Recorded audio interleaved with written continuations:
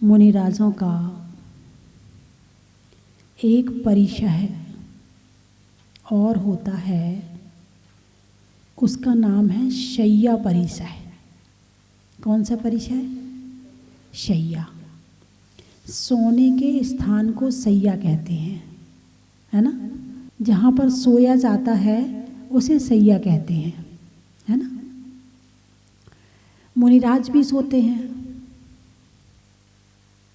कब सोते हैं मुनिराज? हैं? कितना सोते हैं? थक कर सोते हैं। कैसे सोते हैं? जब थक जाते हैं तो क्या करते हैं मुनिराज जो थक जाते हैं? ध्यान करते हैं, अध्ययन करते हैं, विहार करते हैं, स्वाध्याय करते हैं, और जब कर कर के थक जाते हैं तब 2 घड़ी के लिए सोते हैं। कितनी देर के लिए सोते हैं? 2 घड़ी। एक घड़ी कितने की? 24 मिनट की एक घड़ी। 24 मिनट की एक घड़ी, और 2 घड़ी का मतलब हो गया 48 मिनट। 2 घड़ी का मतलब हो गया 48 मिनट। 2 घड़ी का एक मुहूर्त होता है। एक मुहूर्त कितनी देर का होता है? 48 मिनट का। एक अंतर मुहूर्त कितनी देर का होता है? एक समय से लेके और 48 मिनट के एक समय पहले तक जितने समय होते हैं वो सारे अंतर मुहूर्त में काउंट किए जाते हैं। तो घड़ी, मुहूर्त और अंतर मुहूर्त 3 चीज़ें हो गई। तो मुनिराज जो सोते हैं एक मुहूर्त के लिए सोते हैं। हाँ, अब आपने एक चीज़ सुनी होगी कि नींद ना देखे टूटी खाट। सुना कि नहीं सुना? सुना है ना।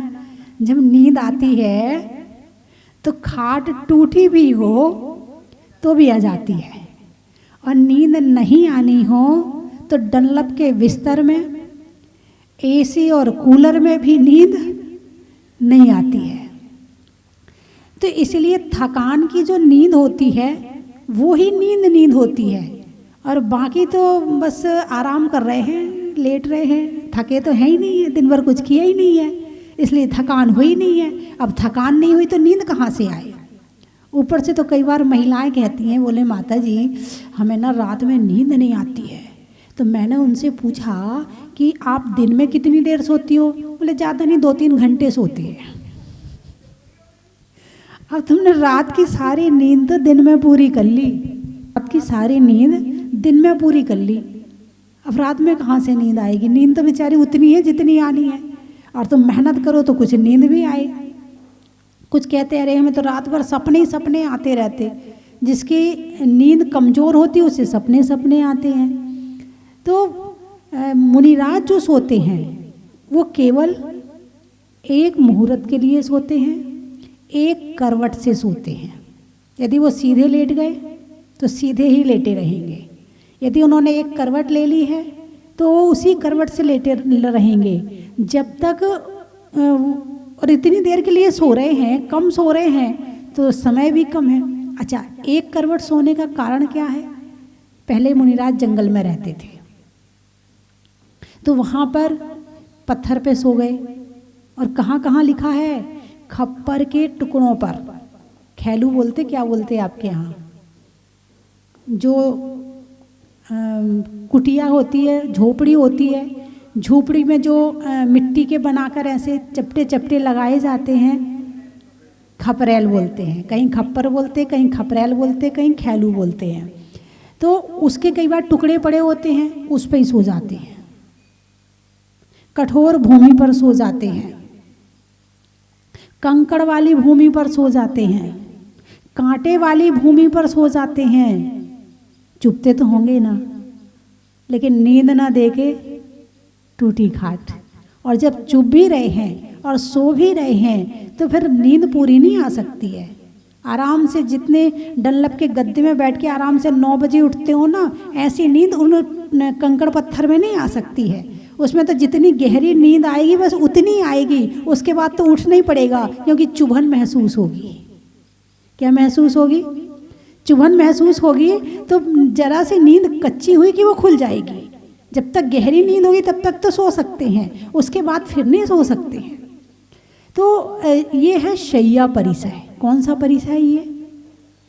मुनिराज का ये शैया नामक परिसय है कि ऐसी कंकड़ वाली, पत्थर वाली हैं और कांटे वाली कठोर भूमि पर स्वाध्याय, ध्यान और अध्ययन से थक करके जब सोते हैं तो थोड़ी देर के लिए सोते हैं। वो सोने के लिए नहीं सोते हैं, वो केवल शरीर को एनर्जी देने के लिए सोते हैं।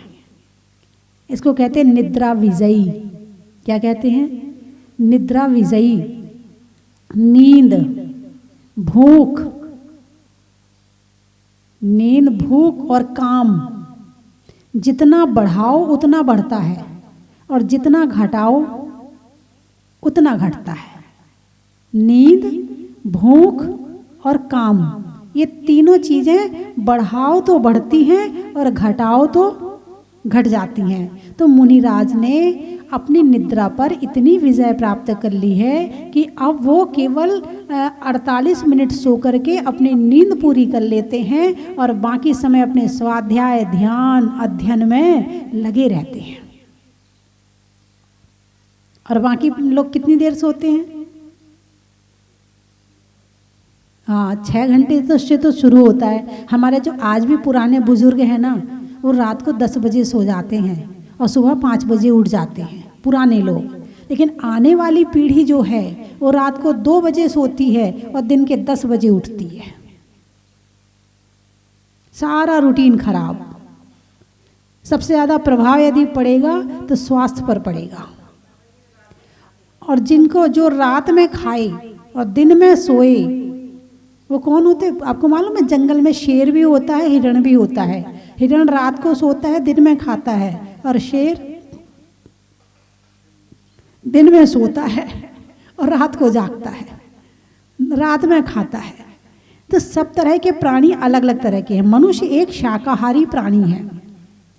इसका शरीर शाकाहार के हिसाब से, इसका स्ट्रक्चर जो बना है वो शाकाहार के हिसाब से बना हुआ है। और इसे रात में सोना चाहिए और दिन में जागना चाहिए। और यदि रात में नहीं सोता है तो उससे अनेक तरह की बीमारियां होने की संभावनाएं रहती हैं। और सुबह सुबह ब्रह्म मुहूर्त में जागने वाले का मन भी प्रशस्त रहता है, प्रभु भक्ति में भी मन लगता है, माला फेरने में भी मन लगता है, उसको हर काम में मन लगता है। टाइम से दुकान भी पहुंच जाता है, टाइम से सारे हिसाब भी कर लेता है, टाइम से सारे काम कर लेता है। और जो व्यक्ति सुबह जल्दी नहीं उठता है उसका हर काम दिन में लेट होता चला जाता है। बात समझ में आई कि नहीं आई? तो बच्चे यदि सो रहे हो ना तो जगा दिया करो, मत सोने दिया करो। बेटा रात में जल्दी सो और सुबह जल्दी जागो। एक बहुत बड़े व्यापारी हैं, उनसे मेरी बात हुई तो वो बोले, माता जी मैं रात को 9 बजे सो जाता हूँ। मतलब इंटरनेशनल लेवल का काम है उनका। बोले रात को 9 बजे, चाहे कितनी पार्टी हो चाहे कुछ भी हो, रात को 9 बजे सो जाता हूँ और सुबह 4 बजे उठ जाता हूँ। जितने भी सफलता प्राप्त व्यक्ति की अंक सूची उठा के आप देखिए, सभी रात को जल्दी सोते हैं और सुबह जल्दी जागते हैं। लेकिन आजकल बच्चे रात में पढ़ते हैं, बच्चे पढ़ाई करते हैं रात में। अरे रात में पढ़ेंगे, दिन में नहीं पढ़ते हैं, रात में पढ़ेंगे। दिन में मस्ती करते हैं, खेलते हैं, थक जाते हैं, फिर रात को जैसे पढ़ने बैठते हैं नींद आनी शुरू होती है। फिर नींद भगाने के लिए फिर कैंटीन पे जाते हैं चाय पीने के लिए, फिर नींद भगा के आते हैं, फिर जरा बहुत 2-4 पेज पलटे, फिर नींद आने लगती है। फिर कैंटीन पे जाते हैं, फिर किसी से मोबाइल पे बात करते हैं। ना पढ़ाई होती है, ना जागना होता है, ना सोना होता है, सब काम खराब। यदि रात को 6 घंटे अच्छे से सो गया होता वो बच्चा, शांति की नींद उसने ले ली होती, तो सुबह 5 से लेके 9 बजे तक वो जितनी पढ़ाई करेगा वो 10 घंटे की पढ़ाई को 4 घंटे में पूरी कर लेगा। और रात को पढ़ने वाला 5 घंटे में वो 1 घंटे की भी पढ़ाई नहीं कर पाता है। तो जो ब्रह्म मुहूर्त में जो प्राप्त किया जाता है वो हमारे लिए फलदायी भी होता है, हमारे लिए शुभ भी होता है। और जो 11 से लेके 12 से लेके जो सुबह 3 साढ़े 3 बजे तक का समय होता है, इसको कहते हैं राक्षस काल। कौन सा काल है ये? राक्षस काल। राक्षस काल में कभी जागना नहीं चाहिए। ये केवल योगियों के लिए संभव है, क्योंकि उन्होंने स्वयं पर विजय प्राप्त कर ली है, इसलिए उन पर प्रभाव नहीं पड़ सकता है, लेकिन सामान्य मनुष्य पर इसका पूरा प्रभाव पड़ता है। और सुबह 4 बजे से लेके जो 6 बजे तक का मुहूर्त होता है, अभी सर्दियों में 7 साढ़े 6 तक का रहेगा, तो इस मुहूर्त में जो भी उठता है और अच्छा काम करता है उसको जरूर फलदायी होता है। उसका दिमाग भी ठीक रहता है, उसको डिप्रेशन भी नहीं होता है, उसको अनेक तरह की बीमारियां नहीं होती है। कहते हैं कि सुबह 4 से 5 के बीच जो स्नान करता है उसको ऋषि स्नान कहते हैं। जो 5 से 6 बजे के बीच स्नान करता है उसको देव स्नान बोलते हैं। जो 6 से 7 के बीच स्नान करता है उसे मनुष्य स्नान बोलते हैं। और जो 7 बजे के बाद नहाता है, क्या बात है, आपको मालूम है, उसे राक्षस स्नान बोलते हैं। आप लोग कौन सा स्नान करते हैं? भाई राक्षस बता रहे? नहीं बेटी, होना तो चाहिए, कम से कम ज्यादा नहीं तो देवता स्नान तो करना चाहिए। और देवता भी ना कर पाओ तो मनुष्य तो कर लो, मनुष्य तो बने रहो, राक्षस तो ना बनो है। तो रात को जल्दी सोना, जितनी जल्दी हो जाए। मोबाइल रात को 10 बजे के बाद नहीं चलाना। कितने बजे के बाद? रात को 10 बजे के बाद मोबाइल चलाने का त्याग कर दो। कर सकते हो आप?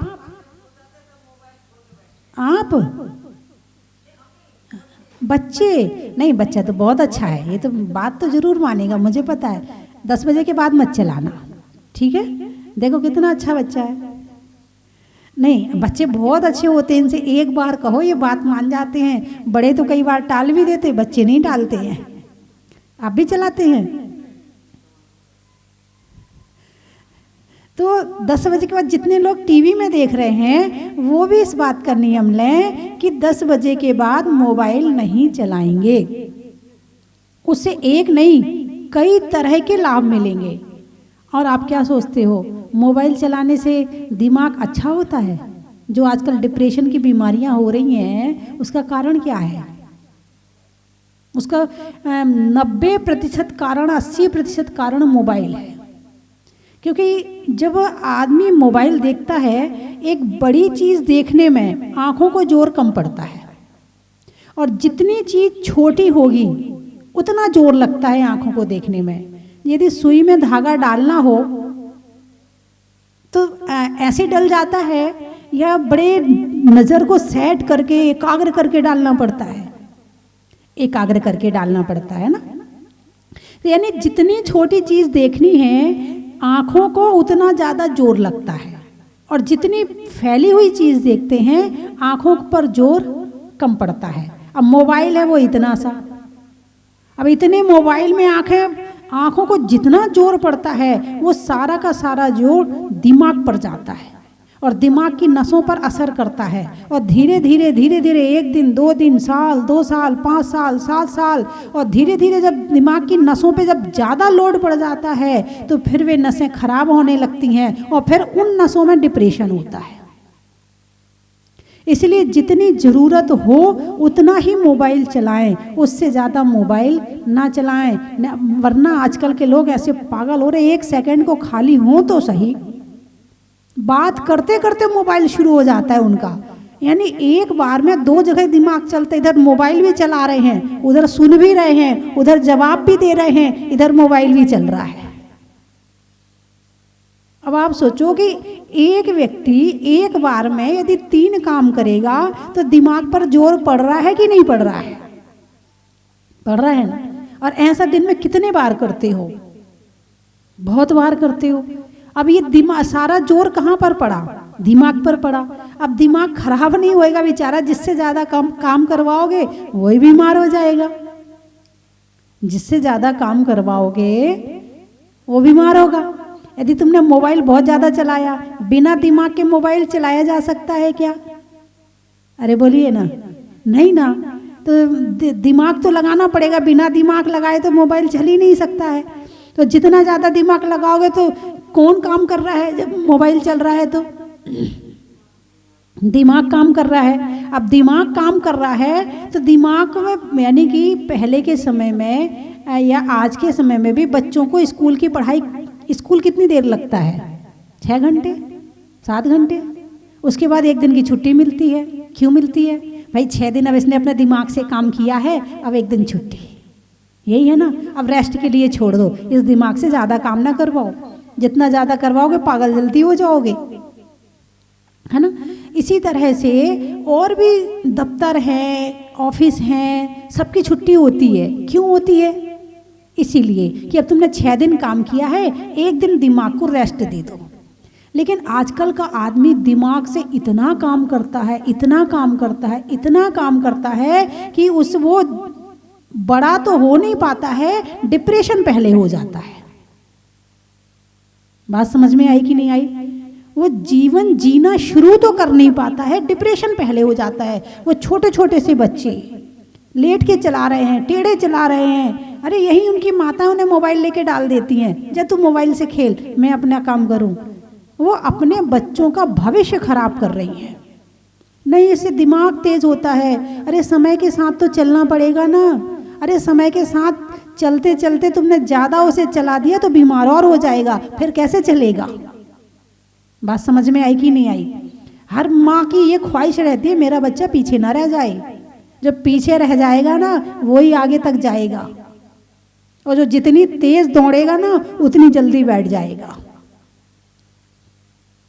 तो इसलिए मोबाइल जैसी चीज को तो पहली बात, जब घर में रहो तो अपने जेब में तो रखो मत, अपने से दूसरे कमरे में रखो, लॉक करके रख दो। जरूरत होगी तो निकालेंगे, नहीं होगी सामने रहेगा तो आंख जाएगी जाएगी।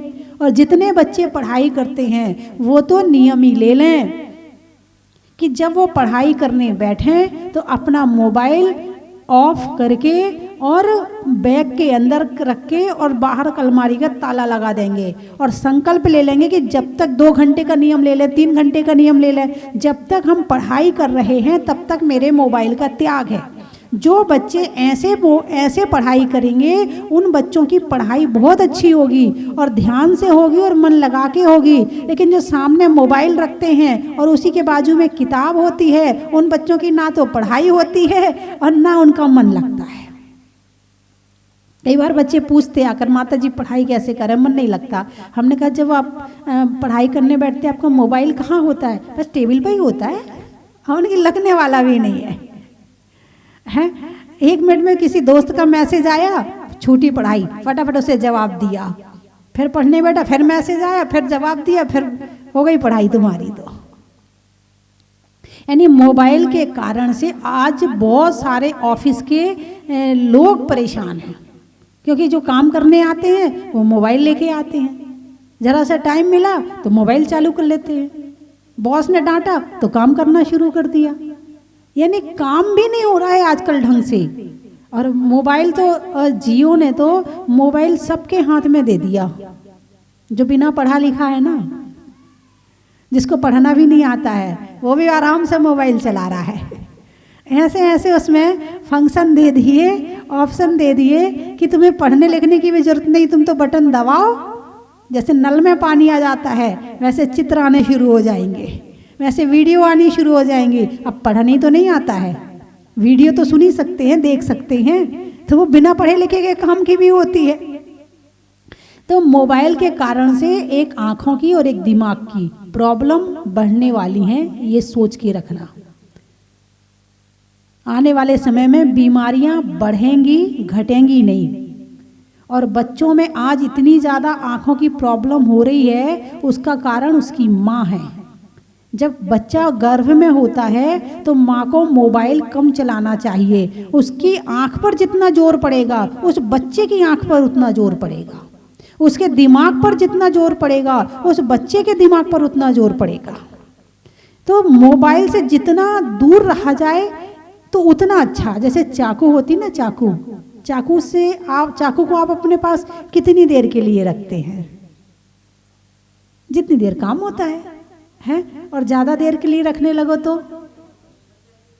है खुद को लग सकती है, गुस्सा आ जाएगा तो दूसरों को लग सकती है, यही है ना। ऐसे ही मोबाइल है। मोबाइल भी यदि उसका तुमने सदुपयोग करना नहीं सीखा, दुरुपयोग कर लिया, सारे समय तुम्हारे पास रहेगा तो निश्चित ही दिमाग खराब करना ही करना है। आजकल इस मोबाइल के कारण लोगों ने मौन लेना छोड़ दिया है। लोगों की आजकल नींद की बीमारियां हो रही, बच्चों में हो रही हैं। पहले के बच्चे कितना सोते थे, खूब सोते थे। आजकल बच्चों को अच्छे से नींद नहीं आती है, उन्हें गहरी नींद नहीं आती है। क्यों? मोबाइल के कारण से। वो सोते सोते मोबाइल देखते देखते सो जाते हैं। और जबकि क्या कहा है, भगवान का नाम लेकर सोना चाहिए, और बच्चे क्या करते हैं? हाँ, और क्या कहते, क्या, अरे मुझे मोबाइल के बिना नींद नहीं आती है। तो पहले मोबाइल नहीं था तो क्या लोग सोते नहीं थे? तुमसे ज्यादा अच्छा सोते थे, निश्चिंत होके सोते थे, टेंशन फ्री होके सोते थे। और अब तुम 100 टेंशन लेके दिमाग में सोते हो।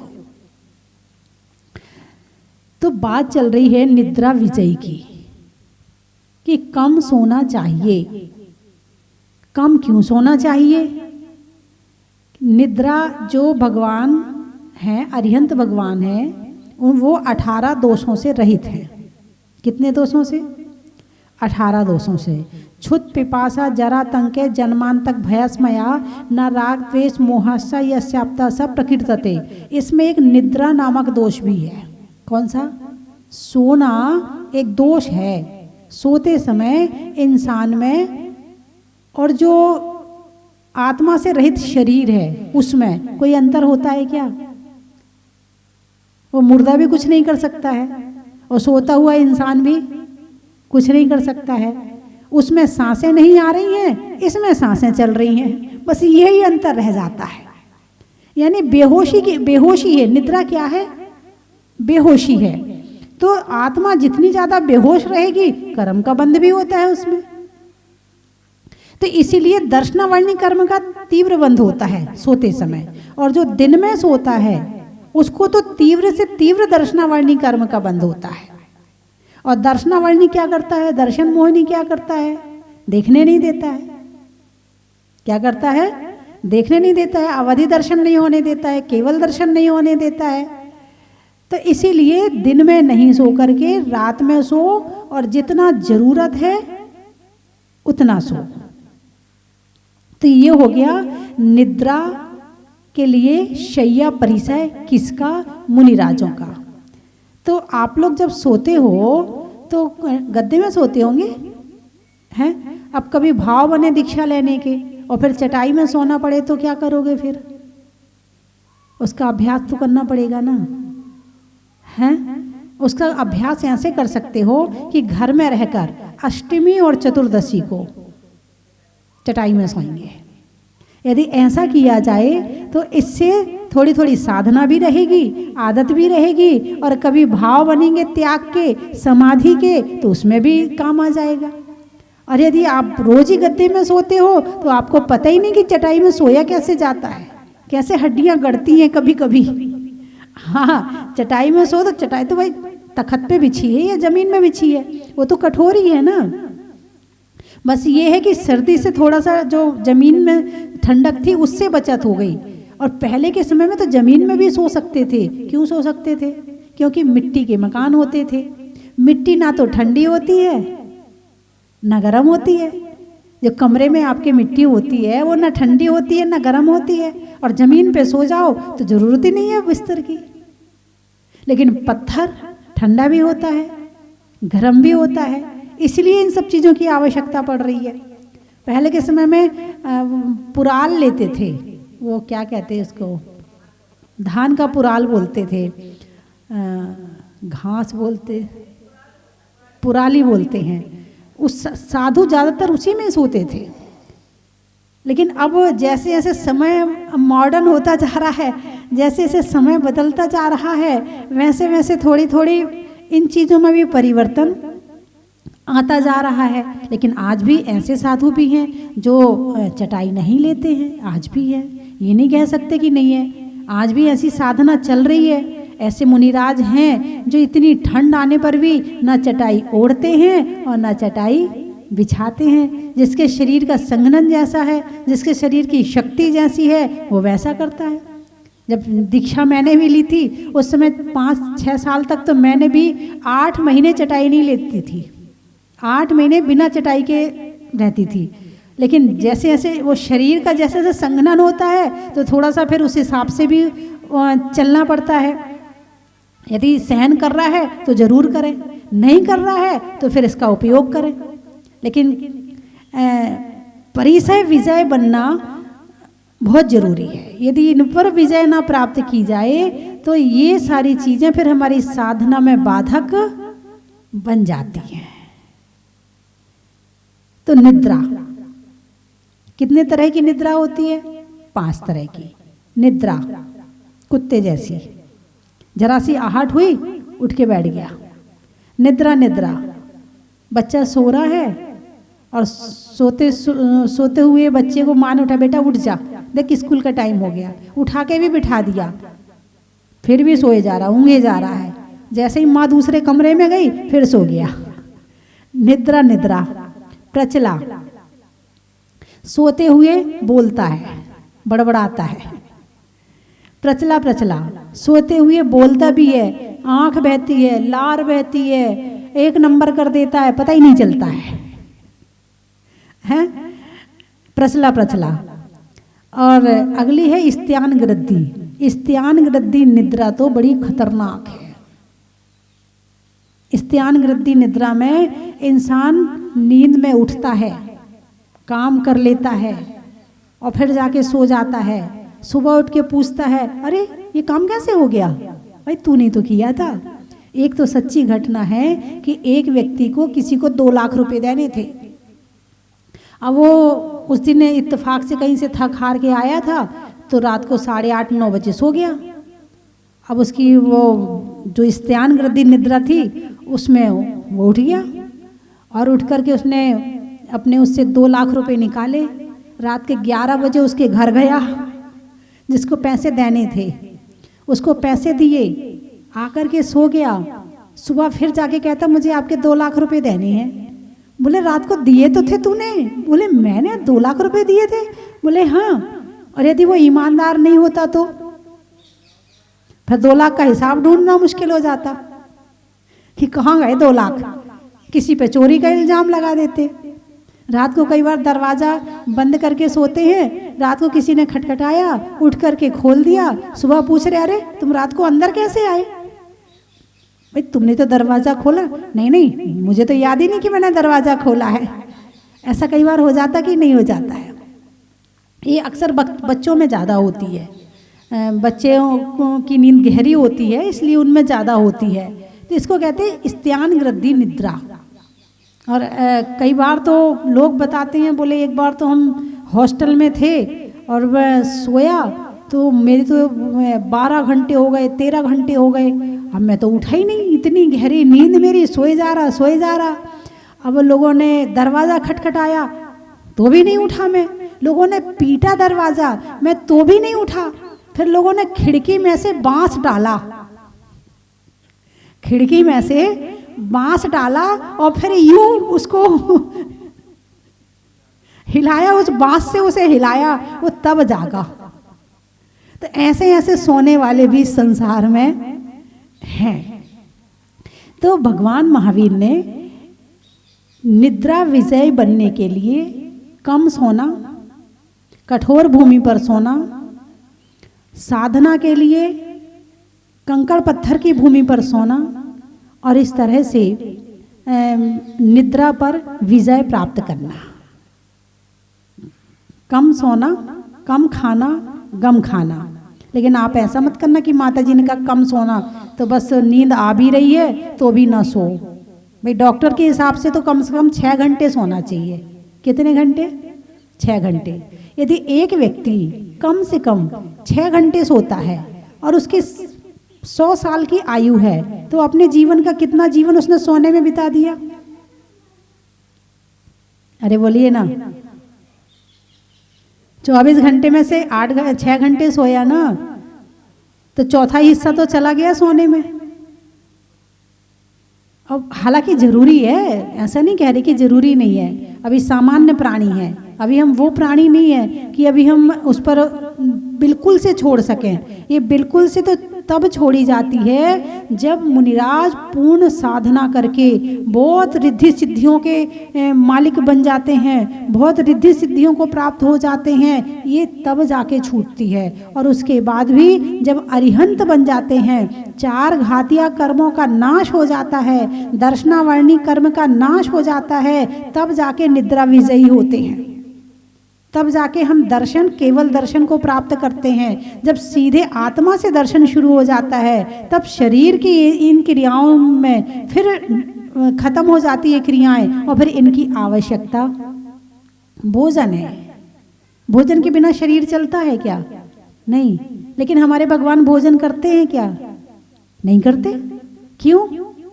उन्होंने वीर्यांतराय कर्म का क्षयोपशम कर लिया है, उनके अंतराय कर्म का नाश हो गया है।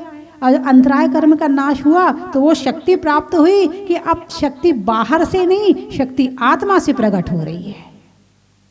अभी हम शक्ति कहाँ से लेते हैं? भोजन से, दवाइयों से, कसरत करके, हैं, एक्सरसाइज करके, जिम जाके शक्ति उत्पन्न करते हैं।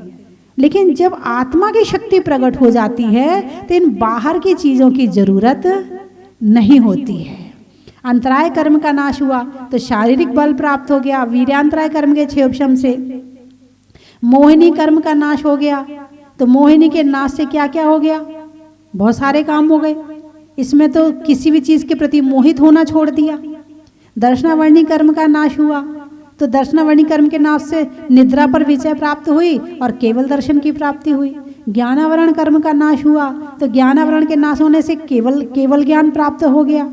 तो ये सारी चीज़ें कर्मों के उदय में चल रही हैं, और जब कर्मों का उदय कर्म ही नहीं रहेंगे तो फिर बाधाएं भी नहीं रहेंगी। बाधा कौन डाल रहा है? कर्म डाल रहे हैं। ज्ञान पर आवरण कौन डाल रहा है? ज्ञानावरणी कर्म। हमारे देखने दर्शन पर आवरण कौन डाल रहा है? दर्शनावरणी कर्म। जब हम सो जाते हैं तो हमारे दर्शन पर आवरण पड़ जाता है, ना हम देख पाते हैं, ना हम सुन पाते हैं, ना हम सूंघ पाते हैं। क्या कर पाते हो जब सोते हो? कुछ नहीं कर पाते हो। तो चक्षु और अचक्षु दोनों पर आवरण पड़ गया। अवधि का तो मामला भी पूरा सर्वघाती का उदय चल रहा है, इसलिए उसको तो कह ही नहीं सकते। केवल दर्शन में सर्वघाती का उदय चल रहा है। तो दर्शनावर्णी कर्म के ना, तो इन कर्मों के नाश करने का तरीका क्या है? बोले ये परिसह जय, मुनि बनो और इन चीज़ों से फिर अपने आप को विजय प्राप्त करो। और जब विजय प्राप्त होगी तब आत्मा की शक्तियाँ प्रकट होंगी, और जब आत्मा की शक्तियाँ प्रकट होंगी तो बाहर से शक्ति लेने की आवश्यकता नहीं पड़ेगी। अभी तो ताकत के कैप्सूल खा खा के शक्ति ले रहे हैं, अभी तो टॉनिक पी पी के शक्ति ले रहे हैं, फिर भी कमज़ोर हैं। अभी तो अच्छा घी भी खाते हैं, अच्छा मीठा भी खाते हैं। डॉक्टर ने कहा भाई खाना अच्छे से खाना, आजकल कमज़ोर बहुत हो रहे हो, हैं। इसी तरह से डॉक्टर ने कहा है भाई तुम कुछ नहीं करते हो, जिम जाया करो, तुम्हारी शक्ति अच्छी बढ़ेगी, शरीर में ताकत पैदा होगी। यही तो करते हैं भाई, एक्सरसाइज किया करो, प्राणायाम किया करो, हैं, ये किया करो, वो किया करो, तब शक्ति आएगी। अरे शक्ति तो तब आएगी जब कर्म का क्षयोपशम होगा, और ये निमित्त मिलेंगे दोनों, तब शक्ति आएगी। और जब कर्म का क्षय होगा तो शक्ति पूर्ण प्रकट हो जाएगी। ताकत के कैप्सूल ही कमजोर बना रहे हैं और मौन के इशारे ही शोर मचा रहे हैं। तो बंधुओं, निद्रा विजयी। और आज मैंने जो मोबाइल के लिए आपसे कहा है, मेरी बात को आप इग्नोर मत करना, इस बात को ज़रूर मानना कि मोबाइल कम से कम यूज करें, जितनी ज़रूरत है उतना ही देखें, उससे ज़्यादा ना देखें। और देखने की चीज़ भी है उसमें और सुनने वाली भी चीज़ें हैं। यदि आप ज़्यादा से ज़्यादा यूज़ करना भी चाहते हो तो आप अपना काम करते हुए भजन लगा लें, पाठ लगा लें, आध्यात्मिक भजन लगा लें, हैं कोई विनती लगा लें, प्रवचन लगा लें, तो आपका काम भी चलता रहेगा और आपका मन भी प्रशस्त रहेगा, है ना। तो देखने की अपेक्षा सुनने का ज़्यादा काम रखें, देखने का काम कम रखें, ठीक है ना। अनाज में चने का, गर्मी में पने का, और मोबाइल को कम से कम देखने का। शरीर में दिल का, होटल में बिल का, और चलाने में कम से कम मोबाइल का। अनाज में चने का, गर्मी में पने का, और बच्चों को मोबाइल नहीं देने का। पेड़ में तने का, गर्मी में पने का, और सुबह जल्दी उठने का, और रात को जल्दी सोने का। गाने में सुर का, नृत्य में नूपुर का, और आने वालों में कानपुर का। और आप कहाँ से आए? कोटा। फूल में कांटा का, महिलाओं में आटा का, और आने वालों में कोटा का। अनाज में दाने का, इनाम में पाने का, और आपके मुस्कुराने का। चंद्रमा में गुरुत्वाकर्षण का, भौतिकता में आकर्षण का। और अब जहाजपुर के भगवान मुनि सुब्रत नाथ के दर्शन का। बोलिए 24 भगवान की।